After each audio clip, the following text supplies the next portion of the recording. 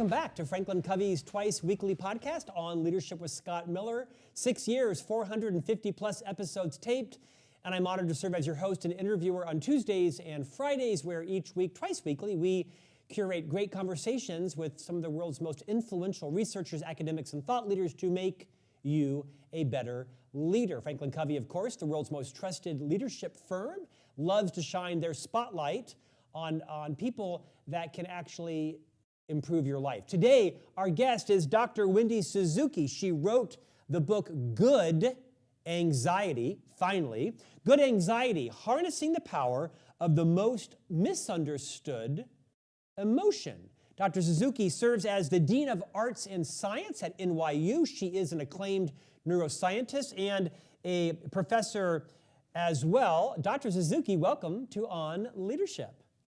Thank you so much, Scott. So great to meet you. It is great to have you here. Let's see. I'd like you to rewind a couple of decades. You have had a phenomenal academic and professional career, and I always find, prior to talking about your research, it's great for people to understand. You started where and what happened, and then you did what? And would you take a couple of minutes, literally, and maybe walk us through, you were born, and then what happened? And then I went to college. And the very first day of my freshman year, I walked into a course called The Brain and Its Potential, and it changed my life because the professor at the front of that classroom discovered, I should say, brain plasticity in the 1960s. Her name was Professor Marion Diamond. She was also an incredible teacher. She had a hat box on the desk in front of her, and she opened it up. And out of that hat box, she pulled a real human brain. And that just mesmerized me. And that was the day I decided I wanted to be a neuroscientist. And I wanted to study brain plasticity. So I started with memory, how memory works, which is the most common form of brain plasticity. That is how the environment can change the anatomy, physiology, and function of the brain. And then I got interested in the effects of physical activity in the brain because I first became a couch potato and then became a gym rat and thought, oh my gosh, what's happening to my brain? And I kind of did an experiment on myself, which was my first book, Healthy Brain, Happy Life. And then, I became a professor and neuroscientist and did lots of research in between then. But then to get us to where the start of our conversation is, I noticed how much my students at NYU, and if I was being honest, myself and my colleagues, were so much more anxious than we used to be. And this was before the pandemic, a couple of years before the pandemic. And I thought, what is going on here? I want to understand anxiety. I want to dive deep into my anxiety and ask, what are the tools from neuroscience and psychology that can help me not just tamp down or turn the volume down on anxiety, but take advantage of it? Is there something good that comes from anxiety? And that's how the book Good Anxiety came to be. Doctor, I'm always fascinated with the difference between being an anxious person and someone who may have a clinical, if you will, diagnosis of anxiety that maybe even is debilitating or preventing them from living their full life. Maybe you could remind us what it means to have like tendencies of anxiousness. Are those the same? Does anxiousness manifest from anxiety? Maybe you could level set on a little bit of human biology or expertise in the brain and just maybe define some terms for us so we can find ourselves maybe on that continuum. Yeah.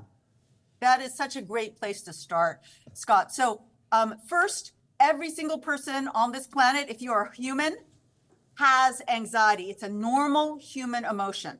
Anxiety exists on a very, very wide spectrum from, I might be a little bit anxious every once in a while, to debilitating clinical level anxiety where you have to go see a medical professional.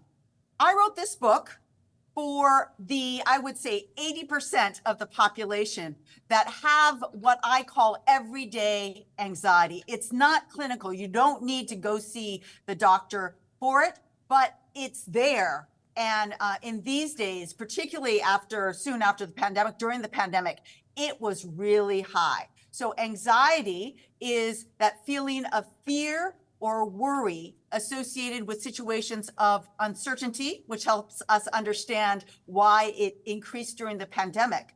But leaders out there, you shepherd your company through lots and lots of uncertainty. And both you and everybody in your organization has this normal human emotion. So what my book tries to do is first explain that, but then tell you how to turn the volume down on your anxiety. And then the key part is turning that anxiety into a gift or a superpower, which is really, I think, the unique thing about this book.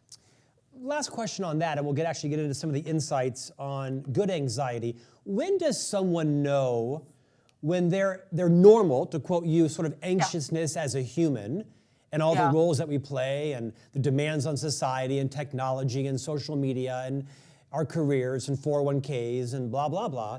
When does that, how do we know when maybe that's moved into the 20% of us that need a clinical intervention, that need therapy, that might even need medication or some resolution? Are there some signs to kind of just scale a 1 to 5 or something that we know when what you might say is healthy or normal anxiety is starting to move into a debilitating role that maybe we don't even see, but others see and we maybe lack some awareness of? Yeah, so that's a great question. So first, I'm not a clinical psychologist, I'm not an MD, but I usually use the description of debilitating. Can you go to work? Or are you so debilitated by this anxiety that you can't come out of your bedroom? That is serious anxiety. If you're at work and it's coming across your mind all the time and you have a hard time interacting with people, that is a more everyday kind of anxiety. But really, is it debilitating to your everyday activities, to your work, to your relationships, so you cannot function normally and have a career? Then that is clearly in the clinical realm. That's what I'll say. Well, that was disappointing because I was so hoping for a pass from my wife to say, I cannot go to work anymore.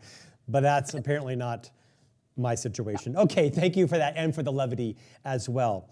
Your book is titled Good Anxiety, Harnessing the Power of the Most Misunderstood Emotion. I mean, what a great tagline, right? Because as you've already established, all of us have some level of anxiety, but you've chosen to focus your research, your time in this book into helping all of us understand it and harnessing it. Yeah. Talk about why and how do I harness what is that nagging anxiety in my life that I see as not preventing me from working, but preventing me from thinking clearly, establishing more joy, living in the present, less worry. I'm sure everyone can relate to that. Okay, Scott, I'm going to go straight to the heart of why I called this book Good Anxiety. And that is because this emotion of anxiety that is normal, that every single human has, it is protective. So this is a mindset shift. Usually people think of anxiety as that big rock around your neck that's just dragging you down. It is a protective emotion. And so what if you ask, what is this emotion telling me? It is truly a warning signal. What is it warning you? What is it telling you about? Well, it is telling you about what you value, what you hold dear. You don't worry, you don't have anxiety over that show that you didn't watch on Netflix. You have anxiety over finances, over your work performance, over your relationships. Those are things that your anxiety is telling you you value. So if you recast anxiety from the annoying rock around your head to the warning signal that is signaling, hey, there is something to pay attention to in this direction, it changes the nature of anxiety. I would be remiss if I didn't talk about Inside Out, the movie, including Inside Out 2. Now, as you and I talked off camera, my wife and I are privileged, that's the term I'm reminded to use, to have 3 young boys in our life, 10, 12, and 14, 3 mini Scott Millers, if you will. There's some anxiety in this house. We haven't yet watched this movie, but I understand from several of my colleagues here at FranklinCovey that there was a new character, a new emotion that was introduced into number 2, the movie, second movie, called anxiety, and that it's kind of a bit of a misdirected, well-intended but misdirected. Expand on that and what you learned or might even dispute from how that movie portrays anxiety. Yeah, so I loved how Inside Out 2 portrayed anxiety, because anxiety was portrayed as an emotion that loves Riley. Riley is the girl whose head all these emotions are inside. Anxiety just loves Riley, wants to protect her, and is doing everything to protect her, including, ooh, be careful of that. Ooh, what if you haven't done that? But the core value is this love and protection that this emotion has for Riley, and that really resonates with what I was just saying about how anxiety is showing you what is important. It is warning you about these things that, oh, maybe this is not consistent with your values. So I just love that choice that the animators made or the writers made in making anxiety this emotion that truly loves Riley. And that I think that this should be a model for how we start to think about our anxiety, not as something to kick out the door and never want to see you again, but, oh, thank you for protecting me. Let me try and get that message that you're trying to give me and approach it in a useful way or in a productive way. That I think is the message of how they portrayed well, if the anxiety. neuroscience and Dean thing doesn't work out for you, I think you could have actually done the voiceover for that character, because it's so refreshing to have a scientist, a neuroscientist, an author, an academic, a teacher with such vibrant passion about your topic. Dr. Suzuki, would you explain maybe at the most basic level, how does someone begin to put their anxiety to work for them? What are some maybe practical tips, everyday things? Okay, you know, this experience isn't going away in your mind and your body. How do I make it work for me? Okay, so here's my number one tip to make your anxiety work for you today. Everybody listening to this can use this. And it is a tool that is turning a very common form of anxiety, that is that what if list. What if this happens? What if I didn't do this? What if I did do it, but I did it wrong? All those what ifs that come into your brain. Turning that what if list of anxiety into a to-do list. I call this the gift of productivity that comes from your particular form of anxiety. Now that what if list for me comes up right before I'm going to go to sleep, and I'm going to go to sleep and it's going to be so great, and then all these problems come up. And I don't get up and do the to-do list immediately, but I tell myself, first thing in the morning, I'm going to do something, take an action on each and every one of those what ifs. And you know what? It does make me more productive, and it'll make you more productive too. So this is the number one tool that comes from your own anxiety, being more productive. Let's talk about activity and exercise. You referred to yourself as formerly a couch potato, now a gym rat. Those are great viscerals. What role does exercise play in helping to either satiate anxiety, harness, turn it into good anxiety, remind us what we should be doing in terms of our exercise, physical movement to harness our anxiety? So Scott, that's a great question because most people will say, good anxiety, I can't do anything when I'm anxious. And so a key part of the book is turning the volume down on anxiety. And that is where physical activity comes in. Because as a neuroscientist who studies exercise, I can tell you that every single time you move your body, you are releasing a whole bunch of neurochemicals in your brain. And you've heard of these neurochemicals before. They include dopamine, serotonin, noradrenaline, endorphins. And you know what they do? They decrease your anxiety and they decrease your depression levels. And so, and then the next question is, well, how much movement do I have to do, or how little movement do I have to do to get that effect?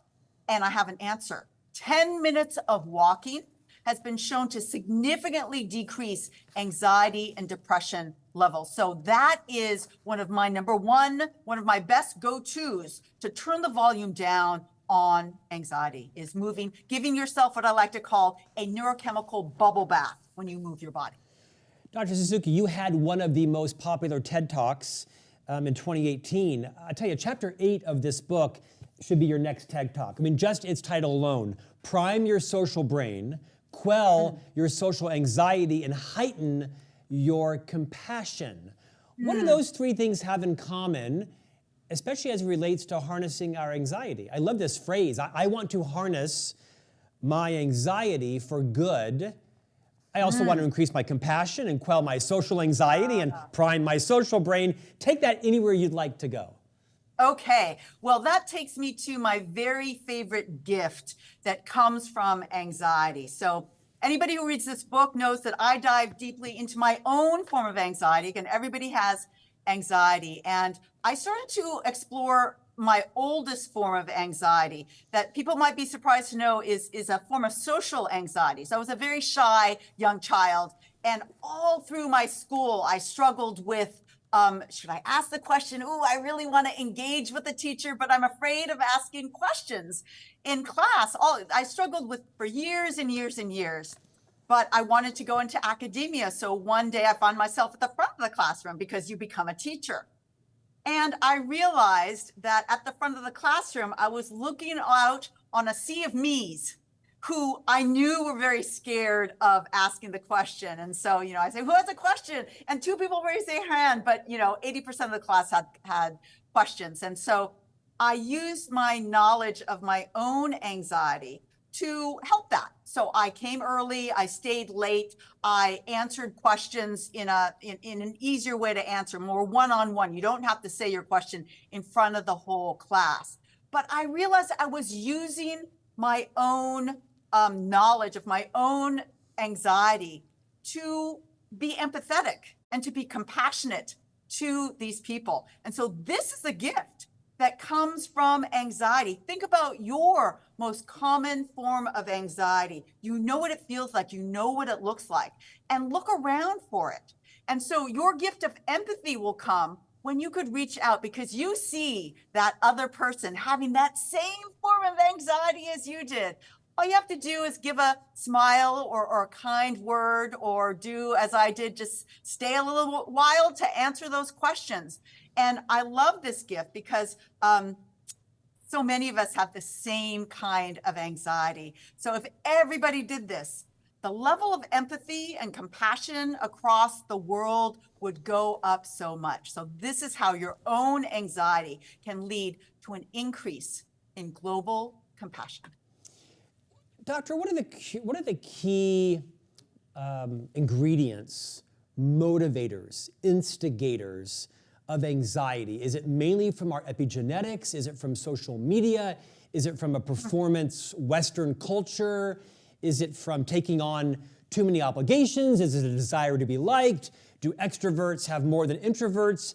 In all of your research, are there any consistent contributing causes? If I just knew that it was TikTok that was driving my anxiety and I stopped getting on it, I would have a better life. Are there any, I know that the question is simpler than the answer, but in your research and in your interviews, in your writings, have you seen a heightened sense of anxiety coming from any particular causes that if people knew that, they could automatically lessen it in their life? Well, the answer, Scott, is all of the above. Can I check the all of the above box? And the answer also differs from different age groups. So adolescence and social media there's a very strong and lots of research on how access to social media in that adolescent population, particularly adolescent girls, is very, very, very bad for self-esteem and levels of anxiety. It's not so much better for people that are older. And so one obvious fix is decreasing your time on social media, because that comparison is hard to get around if you are using social media. But that certainly is not the only the only cause. I think that the other thing that social media does is it takes us out of connection with each other. And so having those in-person conversations with your staff, with your groups, with your peer groups, so important for building that muscle of communication and being able to have those conversations that might have some conflict, but resolving those conflicts. I think if we all practice that, particularly our younger people, that would go a long way to decreasing overall anxiety levels. In your experience, humans that have been able to, in fact, harness the good of anxiety, other than 10-minute walks, which I remember from you, they do what? What are the things that they do? What should I be aspiring in terms of integrating into my life? Rituals, habits, mindset changes. What are some of the things I should be doing today to harness my anxiety and turn it into good? Yeah. So I think awareness is really important. I'm much more aware of my own anxiety after writing this book than I was before. Being aware of the tools. So the last third of the book, Good Anxiety, is a toolbox for all the science-based ways that you can use, anybody can use, to turn the volume down on your anxiety. Note I didn't say remove your anxiety, because anxiety cannot be removed. It is learning how to turn the volume down. Other things that I use myself that really help my anxiety levels and my ability to deal with my own anxiety. Sleep, such an important thing, and I bring this up so much because we are a nation of sleep deprivation. We already talked about exercise, how important that is. And I would say, if I had top three, exercise, sleep, and social connections. I spend much more time than I used to in developing my friendships, my work relationships, those in-person moments, because that is a way that I can bring joy to my life, but also practice that art of being human. You dedicate a section of your book to what you call the art of worrying well. First, maybe you could just remind me, educate me, what's the difference between worrying and being anxious? Maybe that's the wrong comparison. Take that wherever you'd like to go. And how does someone, if not master, at least begin to capitalize on the art of worrying well? Yeah. So worrying is a part of the definition of anxiety. It's the fear and worry, or anxiety is the fear or worry associated with unpredictable situations. So the art of worrying well is really another way to talk about what we have been saying, that worrying well is taking advantage of that little emotion of anxiety that lives in our heads that is trying to protect us. And instead of focusing on just the fear and all the bad things that could happen, focus on what the value is on the other side of that worry. Worried about finances? Well, the value is stability. There's nothing wrong with valuing stability in your life. And then it kind of gives you permission to take action to improve that stability in all the ways that you can. So it's really about a mindset shift around anxiety from bad to good, which brings us back to the title of the whole book. Anxiety is not bad. It can be good. Because I tend to live in the future, which probably feeds my own anxiety, I'm always interested to ask our guest what's in their future. You've written several books, you teach, you study, you lecture, you speak, you write. What's next for you? What topic are you researching and cogitating on? Well, I'm cogitating on lots of different things. And what I'll say is I always write about my life experiences. And one of the most important things that I'm doing right now is to bring a deeper and a stronger sense of belonging to my students in the College of Arts and Science at New York University. One of the directives from our president is that students, faculty, and staff flourish. So I asked myself, what are those policies that I could enact? What are the programs? What are the conferences that I can give to the students that give them a sense of belonging to this school and to give them a sense of flourishing? And the answer to that question could be my next book. This is maybe an uncomfortable conversation. Had you been one of my undergraduate teachers, I can only imagine how my career may have been different, better, flourished. Maybe I would have become a psychiatrist. Maybe I would have not. But do you think most professors understand the gravity of their impact on their class, their energy, their personality, the way they facilitate conversation, the way they make it comfortable to be uncomfortable in class? Not every teacher has to be an extrovert. I quite likely gravitate towards your style, but I worry, there's a funny word, that, I don't worry, I ponder if enough professors and teachers truly understand the positive and negative impact they have on someone's ability to ignite a passion, to uncover a genius, to steer someone because of their ability to teach well and connect.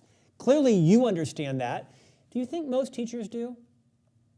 I do. I have to say that all of my colleagues at this level, we range in personality styles as broad as the world is wide, but we all got here because of a deep passion, and most of us got here because of a professor that we had, as I shared at the beginning.